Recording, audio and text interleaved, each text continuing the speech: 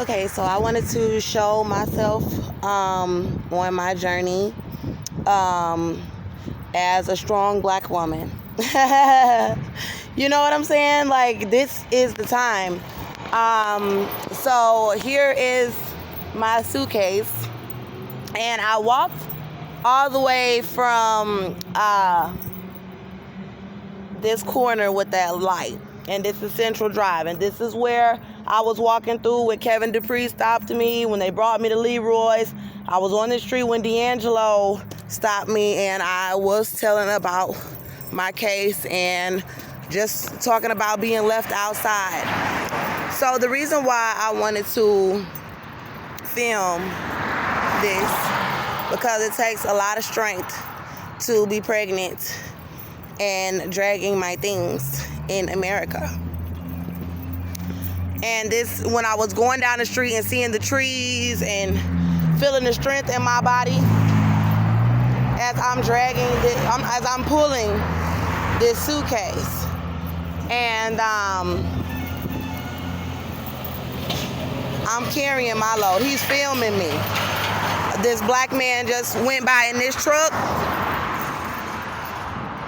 and the man in the back seat was filming me. He had his camera phone up in the window, and he was filming me, so I filmed him right back. And this is Willow Run Apartments on Central Drive, and they are setting me up all over America. My people, sure are. And they are ready to do it in every city in this country. So I'm not finna sugarcoat anything. So anyway,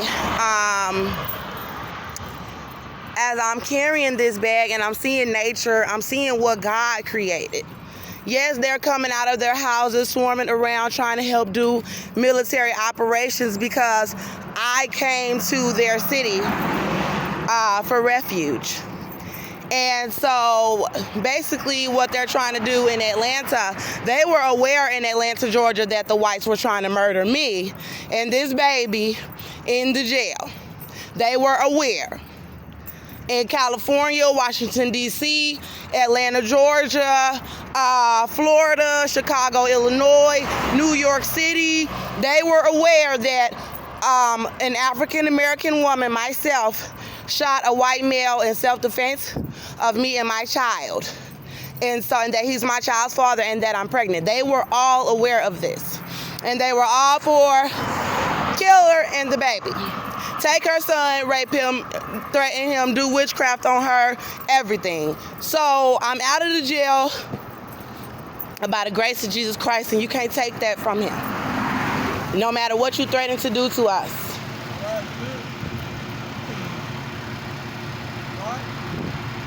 He's got on a red t-shirt. And these Bloods gang members are bothering me, and I'm tired of faking it. They see my channel, they watching my channel, setting me up, you know, and I want to go on my journey. I will make do. I don't want to deal with them right now. Do you need a ride? They know who I am. And so let me just continue on my journey. They were well aware that they were trying to murder me. They knew. They all knew.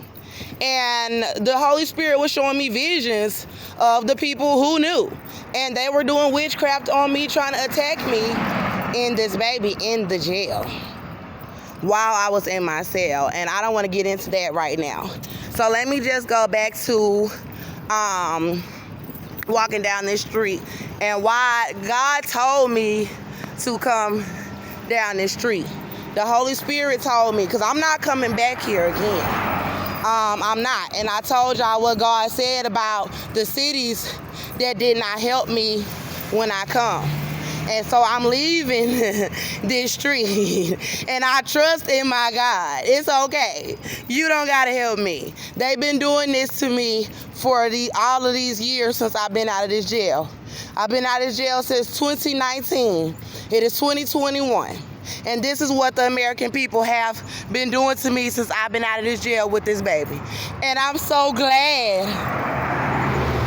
I'm so glad to be out here showing what it is that they have been doing. This is what they have been doing.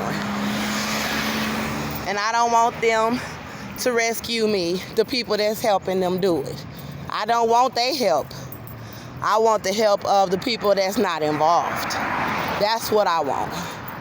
So anyway, I want the help of my God. So as I was dragging this bag and walking, I could just feel the strength in my body and the persecution as I was looking at the leaves on the trees and all the beautiful things that God created. And then feeling me pregnant, African American, and knowing what they're doing, swerving around me in their cars and out of their homes. And then you got this young man trying to film me. Why are you filming me? As I'm posting information, and they got Hispanic men walking all up on me. But anyway, whew. And the Lord told me to come this way. The Holy Spirit. And I'm not coming down the street again. But anyway, so basically, let me just go into, they got this Hispanic man coming all my way. And he's looking all distraught, trying to hurry up and cross the street now. My camera, he don't know who my camera facing. Now he's running, yeah. So, dragging this bag and knowing my ethnicity and being in nature and knowing the history of our people as runaways. Because you gotta understand, I was in a house with a white male. He was in my home, but still being inside of a house with a white male and dealing with a white family. And y'all know how Hispanics are too. Y'all know how a lot of these Hispanic women was treating us black women like they were above us. You know, and how they men would want to come and sleep with black women, but you don't see that many Hispanic men actually trying to marry a black woman and respect her like he would a Hispanic woman. So, let me switch hands. Gotta switch hands. Now, you know, it just kind of showed a lot of the history with them having blacks like a runaway when they were abusing me. And in the community, there were boundaries of me being on a lease and having my own place with my son, but being in a neighborhood where it was predominantly white and Hispanic with the type of blacks that will help them kill you out of jealousy and envy, these people were persecuting me and my child all over the community every single day. And I didn't know anything about satanic cults. I didn't know anything about the KKK. I didn't know anything about it other than the fact that the people in Hollywood were worshiping this 666. But I didn't know that was the KKK. And I didn't know that it was Satan's kingdom, that the Ku Klux Klan was Satan's children. I did not know that. And that black people is under them hoods and stuff too. And it be rich ones. And it be people that's on and buddy with their ass. And they don't want to be exposed. But the Holy Spirit have done it. But anyway, so back to the slavery part. Because if these rich blacks or people feel like someone else is a slave or beneath them, they had blacks during slavery helping to tell on other blacks and hurt other blacks, you know, and their children. White people didn't just do that on their own. They had helps from Hispanics and other nations. So me coming down this road with them swarming around me and trying to act like they not doing anything. Ooh, Jesus, it have everything to do with your ethnicity. It has everything to do with your ethnicity. The black women that they have helping them have completely denounced themselves. They have completely bowed down to these white women. They have completely lost every sense of self. They are completely filled up with the spirit of the devil. They are completely lost. They are completely disrespectful to real black women who have real confidence as a black woman. See, if I was trying to be a white woman and trying to do everything according to her ways, then they would accept me and use me and defile me and destroy me and make me perish at some point right along with their wicked asses. But as a strong black woman, to see me winning with God, they cannot handle that. They cannot take that in this society. They need to come together, the white devil worshipers, because they have my brothers and sisters that have been worshiping them. And it really has been showing where their success is really truly coming from. And they the ones degrading our people constantly and getting paid for it and teaching us bullshit, and then want to come out here with the KKK and try to help them kill us. So, going up this street, God was like, fake them out. Because I could have got on this bus. I got a bus card. I could have got on the bus right from up there on that corner where I showed y'all down there and rode it down to right here. But it's the fact that I came here and they had people actually try to set me up in very close proximity to where I came. And this is what they're going to continue to do all over this country. They don't want to let a black woman get the victory about anything. All the black women that they are glorifying and saying have success are sellouts. They are all sellouts. Michelle Obama is a sellout. All that Ayanna fixed my life, you a sellout. Oprah Winfrey is the biggest sellout. And I'm not going to keep embarrassing the rest of them because I just hit your top dogs on the night. Okay? So anyway, you know, they can talk about, what they did and what they went through and what white people did to them and whatever. That's bullshit. Because you don't abuse of another black woman just because somebody did it to you. But anyway, that's not womanhood. It ain't building nobody up. It's not bringing them, it's not making them strong, it's bringing them down. And that's how they rise up. Like Kamala Harris, she does not care. These black women they want to be at all the meetings pleasing the white people. They want to be pleasing the black people that they feel can give them money. But anyway, let me go back to this part about my suitcase. And then when they donate, they gonna donate to communities that really ain't about Jehovah and Jesus Christ. And you can talk about taking advantage of me all you want. But at the end of the day, let me just go back to how I feel right now, sitting right here in this country, knowing what they are trying to do, swarming around me right now, trying to behave as if they don't know who I am. So, being African American, that slavery of African American woman having to be ran from somewhere where they're abusing her. And then they got other blacks out here trying to help capture and hurt her. That's what's going on. And so I'm glad that God told me to come this way because they did the same operations that they did when Kevin Dupree picked me up and when D'Angelo picked me up. And they were swarming all on the street. And they're still doing it, swarming all around. And I just kept walking with my bag because I was like, the persecution is okay. Like, it's okay. I can take it. I need to take it because that's what is exposing what it is. You know what I'm saying? Because if I keep letting these people that's deceiving me and plotting on me, let me get into their car and take me to these locations, God already said that they plotting on me with this suitcase. And I'm just going from neighborhood to neighborhood, allowing the Holy Spirit to really show me who is who. God told me what they were going to try to do to me in Atlanta. But anyway, they trying to make me feel embarrassed. They trying to completely harm me in this child. So anyway, let me keep going. Took me a little break for a second. Let me keep going.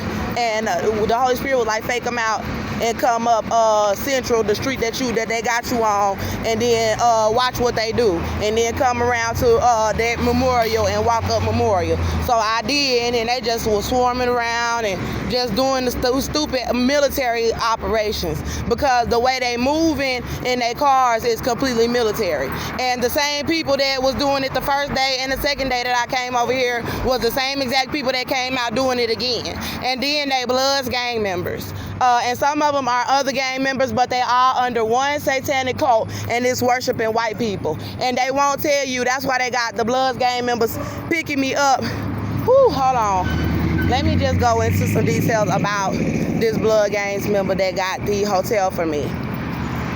So the guy D'Angelo did not pick up the phone when I called him. Cool. You know, I was just letting him know, look, I'm checking out or whatever. Like, I'm checking out of this hotel. And he did not pick up. He hung up on me and then didn't pick up the phone. Oh, they probably finna try to come through making a whole bunch of noise. So I'm gonna try to keep the camera close to me because I'm walking by the street. But I need to tell y'all this information because D'Angelo knows that I'm pregnant. All the people, the white boy, he was trying to say he was a pimp. He knows that I'm pregnant. Everybody in this country knows. And then they still trying to work on their jaws and watch me being persecuted, dragging the suitcase while trying to set me up. They trying to drive past me in their cars and persecute me and try to set me up. And I should just do what my mama said and just stay outside. Because then that really just exposed that, okay, like my mama had showed me in the vision, they got my baby outside when I was in the jail. She was like, they're going to have my baby outside with them doing witchcraft on my baby, trying to kill my baby outside in the dark. And so, you know, I'm just over it at this point. Like, I'm very disappointed in everybody. I'm very disappointed in everybody. But anyway, let me just keep on telling y'all what this gang member did. So D'Angelo, he didn't pick up the phone. Damn, that sun is hot. He did not pick up the phone, and he basically just left me there until checkout time. And after checkout time, my stomach was hurting so bad because I stayed up all night trying to have myself together because they want me on the streets looking bad. And I have my things, my necessities, and my suitcase, and it's very heavy. So I had to get my stuff organized and get myself, you know, together and to leave the room. And I stayed up all night and my back was hurting so bad because of the baby in me, and I really needed to lie down and sleep. And then my stomach was hurting so bad and my feet was hurting so bad. And this black man was saying he'll give me money, and he came to the room to give me money for food. Well, I needed food because I didn't have anything and I didn't have any bus fare. And he was trying to get me to have sex with him. And I was bleeding and I couldn't do it. And he just gave me the money and then he left. So D'Angelo left me though. He didn't come.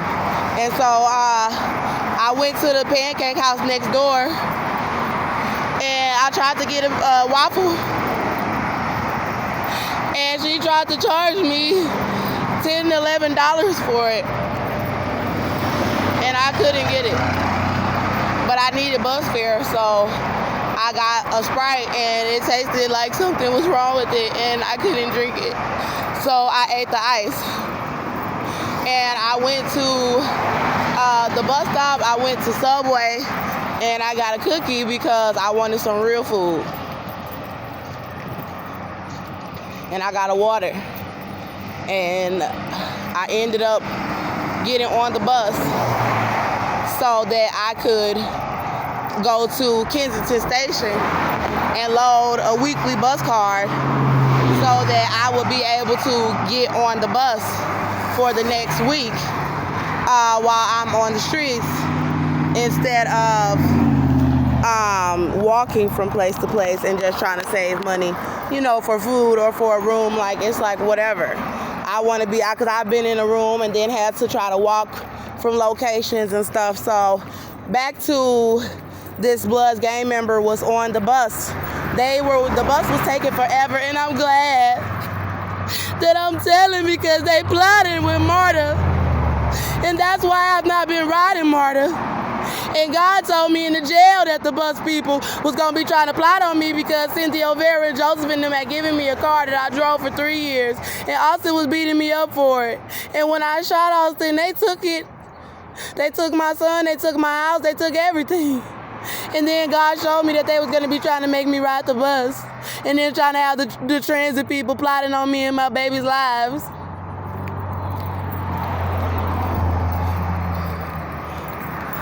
But let me calm down because it's making my head hurt. So anyway, the MARTA people was taking too long to come on the bus. And a gang member was on there. And when I got on the bus, my back was hurting so bad and my stomach that I was shaking. Because I needed to lie down. It was hurting so bad that I had to buy me a blanket and lie down anywhere because I'm pregnant. And they abusing me in this country. And I've been pregnant so long that they want to kill. So basically, the gang member had got off the bus when I got off to load my card at the card machine at Kensington Station. And I was going to get right back on the bus and come back to this area because I've been a lot safer on this side than I was downtown, and they were getting too rowdy. And so the gang member came up to me very quickly as I went to the stage to load my MARTA card. And he was like, hey, he ran up to me, towering over me, black guy with hair, little bit of hair, little ponytail on top of his head. And he said his name was Joe. And he was the second guy that told me his name was Joe in the past 24 hours or some shit like that. And I didn't talk to the other guy. And so he said that he wanted to hang out. And I said, well, I'm going to get some food. I was going to get me some soul food because I have been eating sandwiches and ramen noodles. And when the guy gave me the money, I went to get me some real food because I'm pregnant and I need real food. And so I told him I was going to get me some food. And he was like, well, can I come with you? And I was like, well, you want me to get a room? I told him I'm pregnant. And he was like, well, I want to get a room and you can lie down. And I said, well, I can't. I have sex with you. I'm bleeding as well. I have a complicated pregnancy. And he said, well, that's fine. I just wanted to chill anyway. And I was like, okay, cool, good that I met you then, because I needed to lie down. I felt like I was going to freaking die. I'm pregnant. And this is wrong, and it is racist. And they have the white Americans shopping and buying cars and watching me dragging my suitcase pregnant while they're buying expensive cars and stuff that they got off of the slavery of our people and persecuting me. So back to what I was saying, thinking that they gonna get away with it, but they're devils, and witches, and they've already gotten away with so much, right? Glorifying the riches so much to where they got my brothers and sisters out here helping them, but no, they haven't gotten away with it. They haven't gotten away with it. And D'Angelo drives one of these cars from this exact location, and I never want to see him again. Like this. And yeah, that's where he pays for his car. If there's anybody who want to find out any information about these people. And they have zombies walking past me. They are zombies.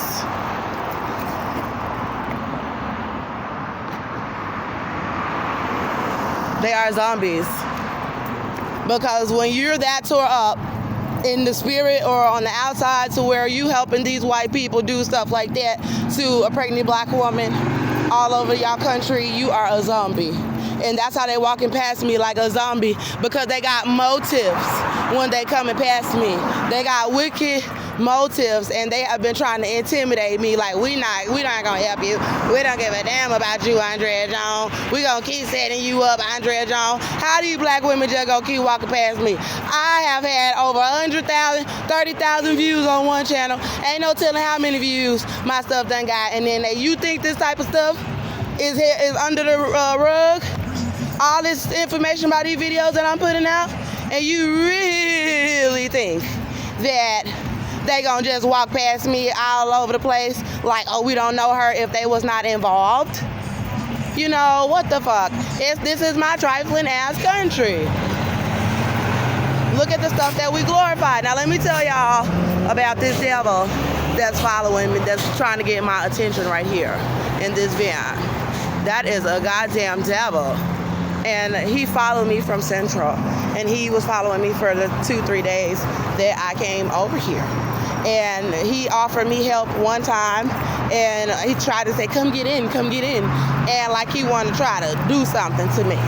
And I was like, I'm not having sex with you. What you gonna do for me? How you gonna help me? And he was like, oh, just get in. And then the police would pull up right behind him. I'm like, man, if y'all don't go with this bullshit. So anyway, so back to what I was saying about getting with this gang member. So he said, oh, let's go to United. United is where D'Angelo got me the room at the first week. And he said he wasn't gonna try to have sex with me neither. And that's the same hotel. So I went to this hotel and with him, but he got the room. It was $75 a night. And he got the room. I'm gonna stand here for a second because I need to rest for a second. Now I just walked from all the way down there now. So anyway, he got the room, and he said that well, he had me there for the week at United. So this guy, he got the room, and I told him I was finna go and get me my soul food that I told him I was finna go get when he met me. So I went to go, we went to get on the bus to go to the soul food place. And he was like, oh, hold on, ran across the street. And I told him, if the bus come, before you come back, I'm getting on that bus to go get my food. And he was like, all right, and the bus came. And I was not about to miss that bus. I was about to pass out, felt like I was gonna die, and I needed that food. So, she was very pretty, and they all selling me out. But anyway, and these black men trying to pick me up like they love me, and they trying to sell me out for the other women that's covering women and willing to help kill black women and their babies, and they not all afflicted like me, and they just need to leave me alone. They not helping me. They don't care about me, and neither do the other women. But anyway, let me just go on ahead and finish telling y'all. So he brought me I went and got my food, and he didn't get on the bus with me. So I paid for my own food with like almost the last money that I had at the time. And I went to this Good Times restaurant and got me some soul food. It was okay, but I got me some soul food. And on my way back on the bus, I saw him walking up the street, and I got off the bus and I stopped him so he could take me back, so we could go back to the room together, because I had left my suitcase and my book bag at the hotel room at United on Memorial Drive. So I went into the hotel room with him. He went to get something to eat from a burger place next door. So we was in the room, we was chilling, and I told him everything about my pregnancy. I told him everything about my pregnancy. I told him about them torturing us and starving us.